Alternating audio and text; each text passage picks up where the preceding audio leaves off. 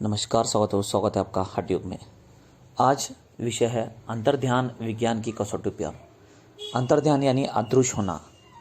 अदृश्य होना यानी कि कैसे होना है, किस तरह से यहाँ होता है, ये विज्ञान से हम देखने वाले हैं। तो चलिए शुरू करते हैं। वैज्ञानिकों ने स्थान के 3 आयामों यानी कि लंबाई, चौड़ाई और ऊंचाई के अलावा काल को चौथे आयाम के रूप में स्वीकार किया है, यानी कि टाइम को। आइंस्टीन के सापेक्षवाद के सिद्धांत के अनुसार भौतिक जगत एक संयुक्त चतुर्विस्तारीय दिक्काल जगत है, जिसमें घटनाओं के बीच केवल एक ही अपरिवर्तनीय अंतर होता है, और देश तथा काल में जो अलग अलग अंतर दिखाई पड़ते हैं वे वास्तव में इसी अंतर के प्रक्षेप मात्र है। देश अक्ष और काल अक्ष पर, दूसरे शब्दों में, उनका मान निर्भर करता है उस विशेष निर्देशांशिक पद्धति पर जिसके द्वारा उन्हें देखा जाए। देश और काल की कोई स्वतंत्र सत्ता नहीं होती और उसके परिणाम के बारे में बनने वाली धारणाएं देखने वाले की गति और अवस्थिति पर निर्भर करती है।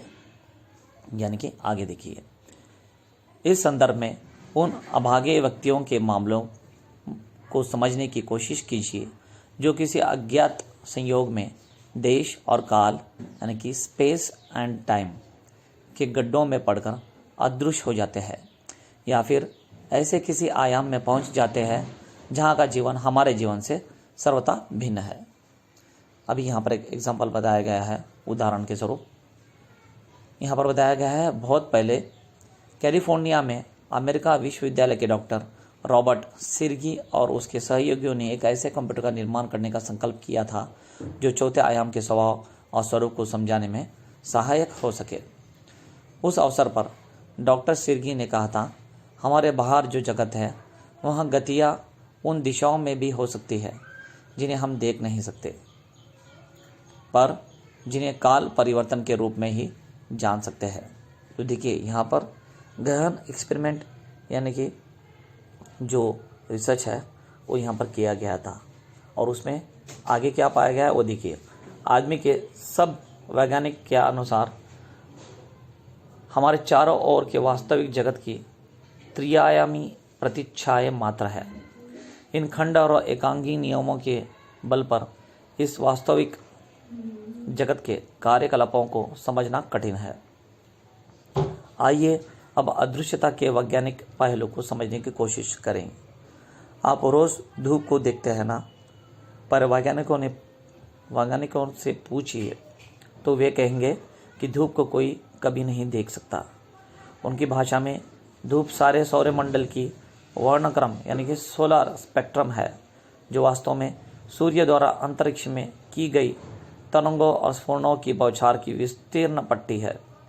यदि इस पट्टी को एक सप्तक मान लिया जाए तो इस पट्टी के जो रंग हमें आँखों से दिखाई देते हैं, लाल से लेकर बैगनी तक, उन्हें सप्तक के अंदर के बीच का एक स्वर अनुक्रमण माना जाता है, यानी कि माना जा सकता है। यहाँ पर एग्जाम्पल दे रहे हैं कि क्या हमने कभी धूप को देखा है? आप कहेंगे देखा है, बट वैज्ञानिक की भाषा में नहीं देख सकते। क्यों? अर्थात धूप में ऐसे रंग भी मौजूद है जो हमें आँखों से कभी नहीं दिखाई देते। ऐसे रंगों की संख्या, अब यहाँ पर देखिए कितना शून्य आगे लगा हुआ है, अरबों खरबों के करीब है। धूप में इंफ्रारेड तरंगें भी होती है जिन्हें हम देख तो नहीं सकते पर अनुभव कर सकते हैं। धूप की जलन हमें इन्हीं तरंगों के कारण अनुभव होती है। आज विशेष फोटोग्राफिक फिल्मों की मदद से इंफ्रारेड के संसार की झांकी ली जा सकती है।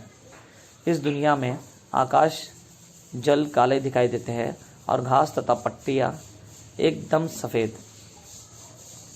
चूंकि इंफ्रारेड तरंगे दूरी के धुंधलेपन को आसानी से काट सकती है, इसलिए उनका प्रयोग हवाई फोटोग्राफों में किया जाता है। पर जब इंफ्रारेड तरंगों की सहायता से आकाश क्यूबा में रखे प्रक्षेपास्त्रों के फोटो खींचे गए तो सिगरेटों के जलते हुए सिरों के फोटो भी आए। वे सिगरेट जो प्रक्षेपास्त्रों के इंजीनियरों ने पिछली रात पी थी। तो यहाँ पर देखिए, क्या समझ में आ रहा है आपको? ध्यान से सुनिए। अमेरिका के एक व्यापारी ट्रेवर जेम्स ने विशेष इंफ्रारेड मूवी फिल्म का प्रयोग कर मोजावे रेगिस्तान में दिन रात आकाश और क्षितिज के फोटो लिए। उनका कैमरा था लाइका फिल्टर वाला। जब फोटो छपकर आए तो उनमें अनेक फोटो रेगिस्तान में उड़ने वाले अदृश्य पक्षियों के थे, ऐसे पशु पक्षी जो हमारे आंखों को दिखाई नहीं देते। जेम्स का कहना है, हमारे आंखें वर्णक्रम के अत्यंत अल्प मात्र ही देख पाती है। अणुवीक्षण यंत्र की मदद से हम लुप्त प्राय अदृश्य जीवाणुओं की दुनिया की गतिविधियां स्पष्ट देख सकते हैं। दूरबीन की मदद से हम अकल्पनीय दूरियों पर स्थित निहारिकाओं के दर्शन कर सकते हैं। इंफ्रारेड और अल्ट्रावायलेट फोटोग्राफी की मदद से हम एक ऐसे अदृश्य जगत में पहुंच जाते हैं। यहाँ पर देखिए बताया जा रहा है कि केवल अपना ही जगत नहीं, दूसरे आयाम में भी जगत है जो सूक्ष्म जगत कहा जाता है योग में। वहाँ वो विज्ञान के द्वारा सिद्ध किया गया है। किस तरह से इंफ्रारेड कैमरा अलग अलग ऐसे अनेक कैमरा है उसकी वजह से, और काल की कक्षा से बाहर स्थित है। इस अदृश्य जगत की और अधिक जानकारी अनेक रहस्यों को, जिनमें अदृश्य का रहस्य भी है, समझने में सहायक होगी। अल्ट्रावायलेट फोटोग्राफी अंधेरे में भी देख सकते हैं। आज वैज्ञानिक, मनोवैज्ञानिक और परमाणुवैज्ञानिक इस बारे में एक मत है कि प्रेत मानव के अभौतिक जीवन के दीर्घकरण की ही अभिव्यक्ति है, और अल्ट्रावायलेट फोटोग्राफी की सहायता से दिखाई देने वाले प्रेत इस बात की ओर संकेत करते हैं कि अदृश्यता यानी कि गायब होना एक वैज्ञानिक संभावना हो सकती है। सैद्धांतिक रूप से धूप की अदृश्य तरंगे हमारे शरीर, यहाँ पर एक एग्जाम्पल, एक उदाहरण बताया गया है, ठीक है। उसे आप समझिए, सुनिए, बहुत ही वैज्ञानिक लग रहा है, ठीक है।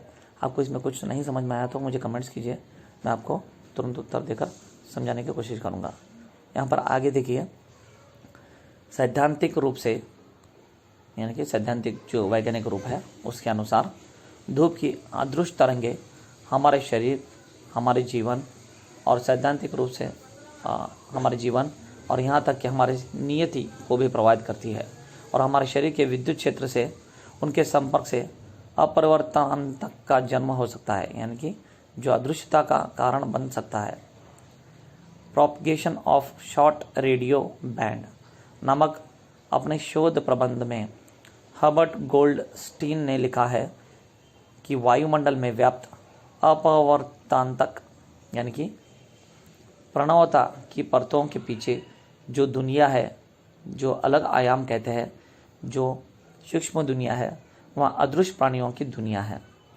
वे प्राणी जो हमें नंगी आंखों से सूक्ष्माति सूक्ष्म यंत्रों की सहायता से भी नहीं दिखाई देते। उनकी वैज्ञानिक व्याख्या के लिए इस दिशा में और शोध कार्य होना आवश्यक है। देखिए, इसका और बहुत कुछ शोध कार्य होना आवश्यक है, बट इतना कंफर्म पता चला है वैज्ञानिकों को कि दूसरी या अलग आयाम वहाँ पर स्थित है जो सूक्ष्म दुनिया योग में कहा गया है। तो बस इतना था, अगला वीडियो बनेगा। धन्यवाद।